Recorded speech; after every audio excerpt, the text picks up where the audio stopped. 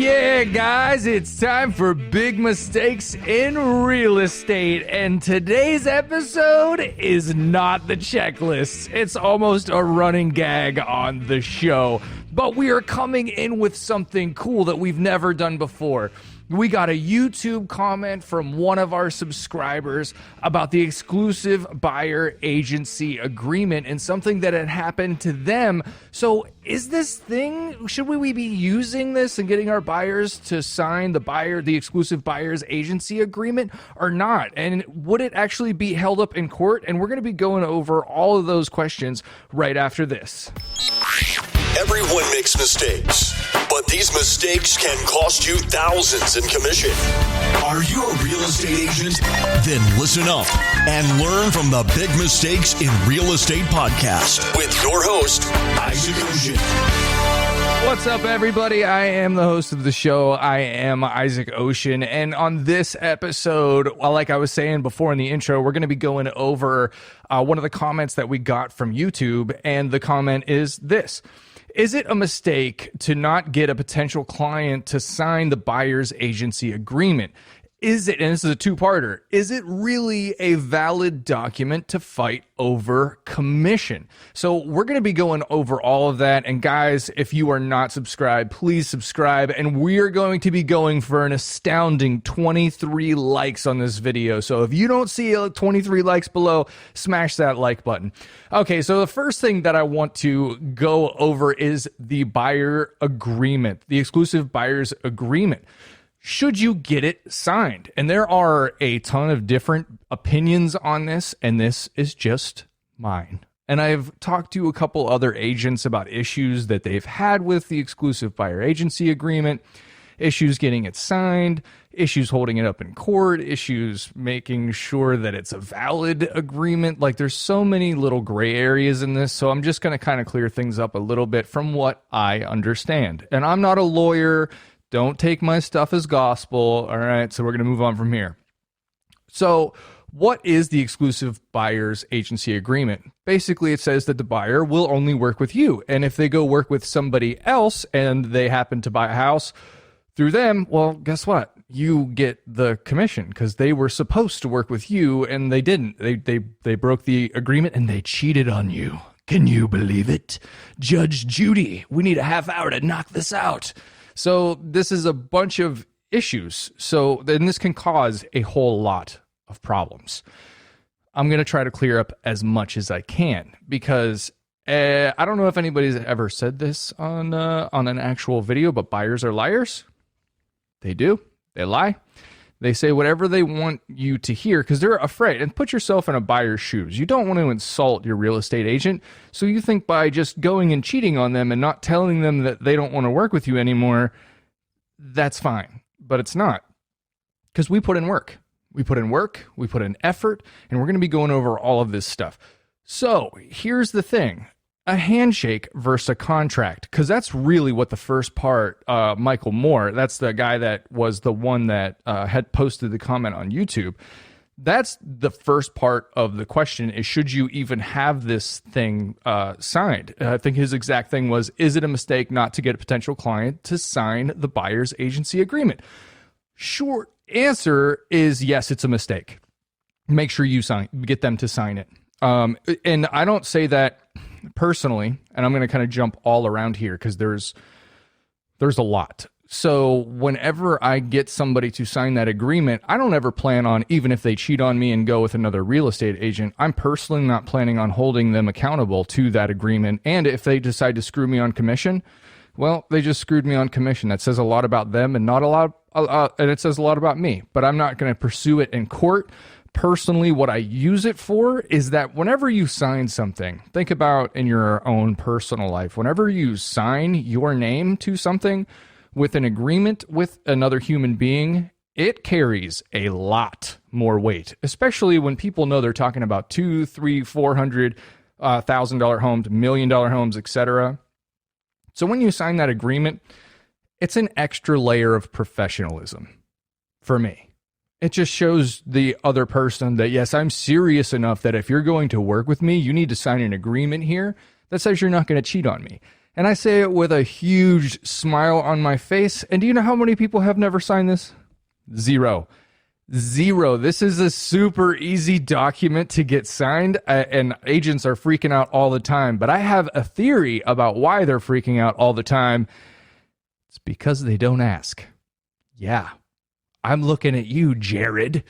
You don't ask. Why don't you guys ask to have it signed? Nobody has any issues signing this stuff. It's all in your head. It's called limiting beliefs. A lot of people have them. And some people don't want to sign these, by the way. This isn't like I've been lucky because everybody signed it. Once in a while, and I'm assuming in my entire career, I will have somebody who refuses to sign. And do you know what? That's fine. I'm not the agent for you. Go find somebody else who's new that doesn't take themselves seriously as I do. Because you can find somebody who's just going to open doors for you, but that's not what I want to do, and that's not really my job, like the public seems to think.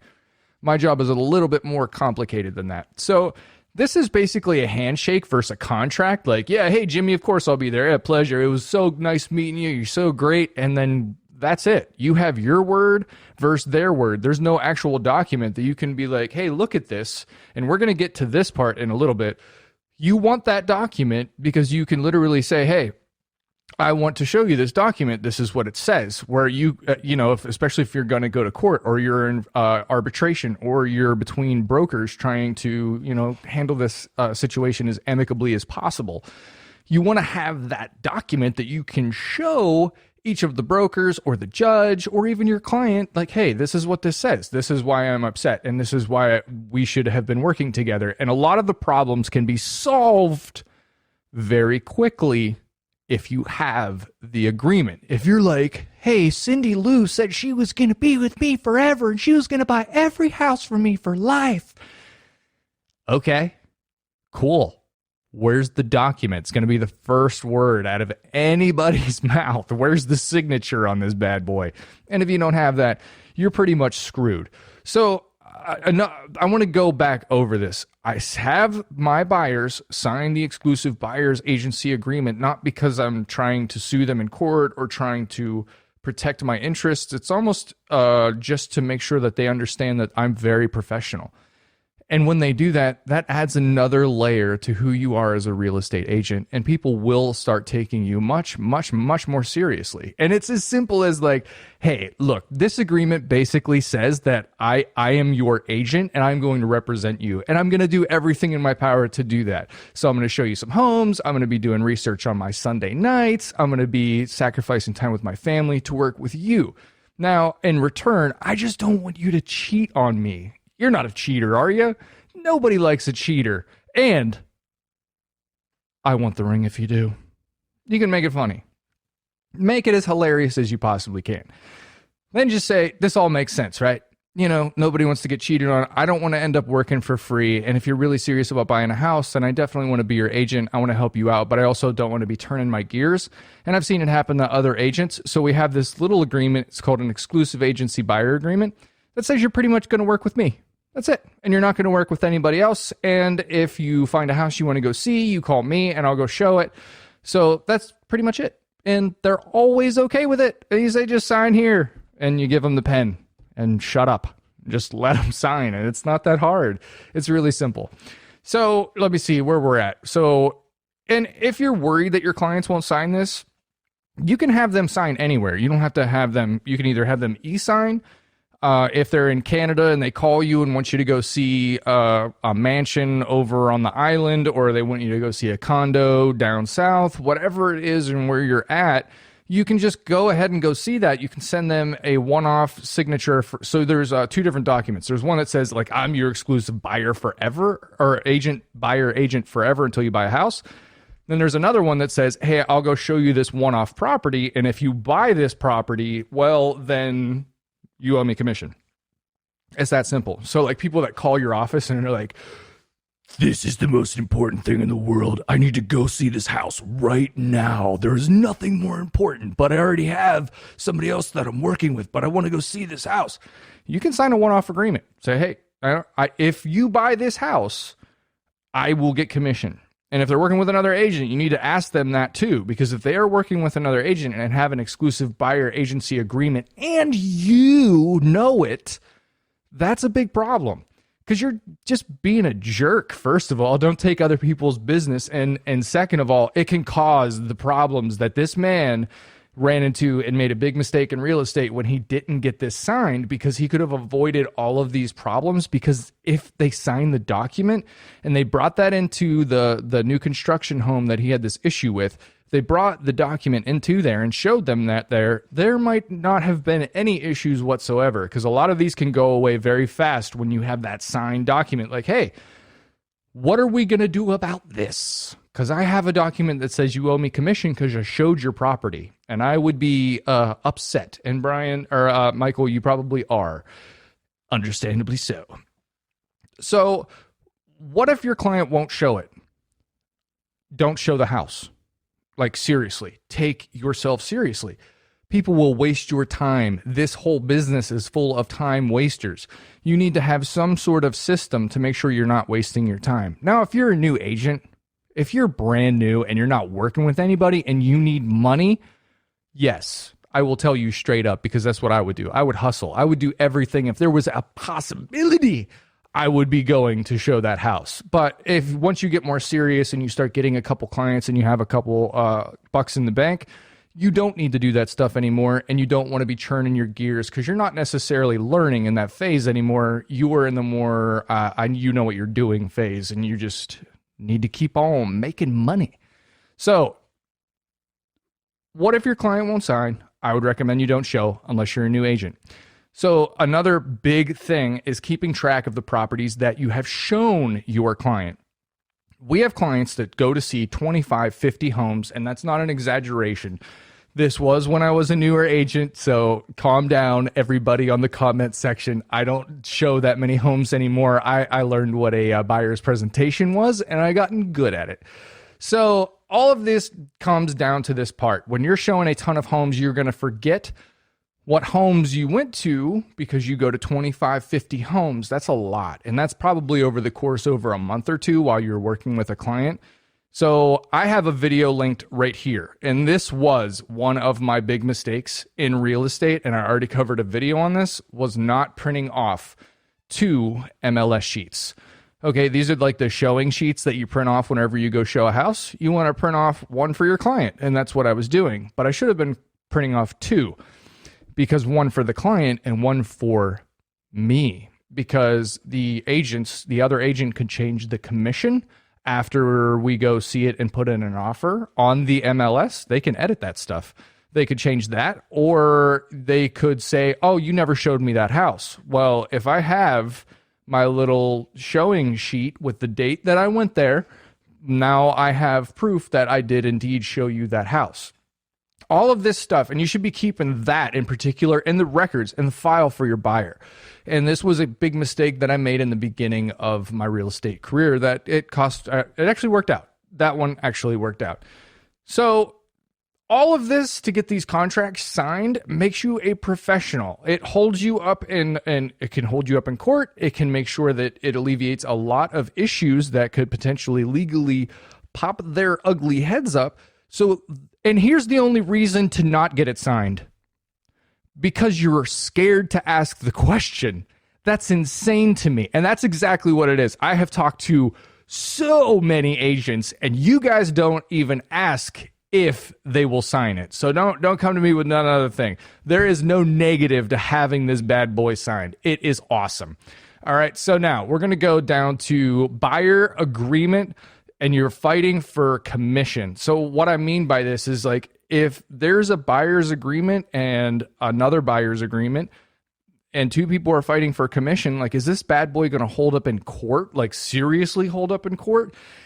And the answer is yes and no. It depends on the situation. Like, will the actual legal document be admissible in court? Yes, they will take it and they will say, okay, yeah, let me see what you got here. And they're going to read it over and take a look at it. Now, none of this brings up the fact of where you have to drive to go to that court. It doesn't take up the fact of how much time, effort, and money to chase just a couple grand. Now, if you're talking like $50,000 commission, $100,000 commission, I might be talking a little bit of a different tune, but I'm going to assume that we're talking a couple grand in commission. And if that's the case, Personally, I'm letting it go. Bye. See ya, all the problems. It's just money. It's real estate. Money is everywhere. If you have a limiting belief in your mind and so small that only a couple $1,000s will set you over the edge, man, you need to be swinging for bigger fish. You need to be playing in the major leagues because that's just tiny money. Now, if it's happening to you over and over and over and over again, there's something that you're doing wrong. Does that make sense? There's something that you're doing wrong. So getting all of this signed is good. It will hold up in court. It will be admissible for whatever case you want to go. And the most important thing that it will do is for arbitration. And I know I'm going back to this, but if you guys have your brokers and you need to talk to each other, having that document will save so many problems. Nobody wants to have anything brought with their name on it in a negative way in front of FREC. Now, that's the Florida Real Estate Commission. I don't know what it is in your state. Each state's different. But nobody wants to have their name, their brokerage, dragged into the FREC and then just to see all this mess unfold. Ain't nobody got no time for that. I'm trying to sell houses. I ain't trying to go to FREC and hang out with those guys. That's crazy. So not only is your time, your reputation, your money, additional, everything else, it's a pain in the butt to go to court to get a little bit of commission. Now, seriously, guys, I hope that this episode kind of cleared up a whole bunch of things. And don't forget to smash that like button. Don't forget to hit that subscribe button, especially if you made it this far. If you made it this far, I'll bet you be learning something. And as always, on the next episode, it is going to be the checklist episode. And guys, do me a favor, check it out. On the next step, are you learning? Good, because that's the point. But do me a favor. Subscribe if you have not already. And if you're feeling really frisky, give me a review on your favorite podcast player. Now back to the show.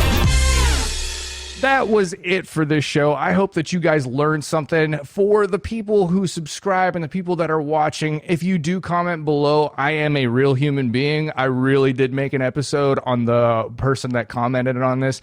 Michael Moore, I appreciate you. Your channel is very cool. I'm actually going to send a link over to his channel too in the show notes. My man's been trying to get his channel off of the ground too. Go show him some love. And as always, stay on top of your game. New episodes are coming out every Monday at 4 p.m. And I will see you guys next week.